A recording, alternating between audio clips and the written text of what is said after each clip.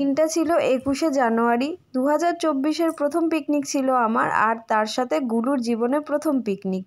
আর picnic স্পটটা ছিল নৈহাটির গোয়ালাপাড়া পার্কে, ঘাট পার্ক, যেটা কিনা একদম ঘাটের পাশেই। প্রথমেই ঢুকে পড়েছিলাম, আর এখানে এন্ট্রি ফি লাগে 20 টাকা। যেহেতু আমাদের প্রথমে পিকনিক স্পট ভাড়া দেওয়া ছিল, সেজন্য আমাদের প্রথমে টিকিট কাটতে লাগেনি। আর এই যে চলো আমরা ঢুকে এবার যেতে যেতে তোমাদেরকে পার্কটাও দেখিয়ে দেবো। পিকনিকটা অ্যারেঞ্জ করেছিল বিশ্বদের অফিস কলিগরা। কেমন মজা করেছি, কি করেছি সমস্ত কিছু তোমাদের ভিডিওটায় দেখাবো, তো স্কিপ না করে ফার্স্ট টু লাস্ট আমার ভিডিওটা দেখো। আর পার্কটা কেমন সেটাও দেখতে পারবে। আর তার সঙ্গে যদি তোমরা নেক্সট টাইম কখনো মনে করো যে এই পার্কে তোমরা পিকনিক অ্যারেঞ্জ করবে, তাহলে অবশ্যই করতে পারো।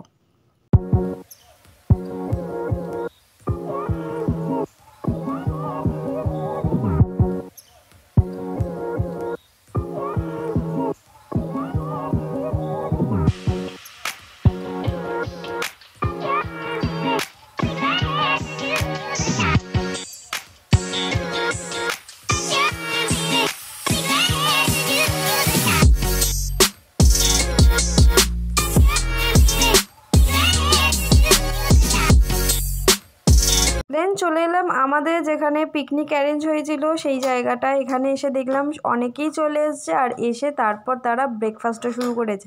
আর এইখানে হয়েছিল রান্নাবান্নার অ্যারেঞ্জমেন্ট। গিয়ে বিশ্ব আড্ডা দিতে শুরু করেছে। আর এই হচ্ছে সুরজিৎ দা, প্রশান্ত দা, যারা ডিম ভাগ করে খাচ্ছে। সুরজিৎ দাকে আশা করছি তোমরা আগে ভিডিওতেও দেখেছো, যারা আমার ভিডিও ফলো করো তারা অবশ্যই দেখে থাকবে। আর এই যে অয়ন দা, এরা সবাই আমার সাথে নতুন আলাপ হচ্ছে। আর এই পিকনিকে আমি সেকেন্ড টাইম গেছি, আগেও একবার হয়েছিল 2019-এ। সেই সময় যাওয়ার পরে এই আবার 2024-এ আমি এই পিকনিক অ্যাটেন্ড করেছি। মাঝে করোনার জন্য পিকনিক স্টপ ছিল। আর এই অর্পিতাদি, রশ্মিতাদি সবাই, আর গুলু তো ওখানে গিয়ে দিদিদের পেয়ে খুবই খুশি। তারপর চলে এলো গরম গরম কচুরি। কচুরির সাথে ছিল আলুর দম আর মোয়া। আর আমি আগেই বলেছি মোয়া আমি ভালোবাসি না, তাই আমি মোয়া খাই না, মোয়াটা স্কিপ করে গেছিলাম।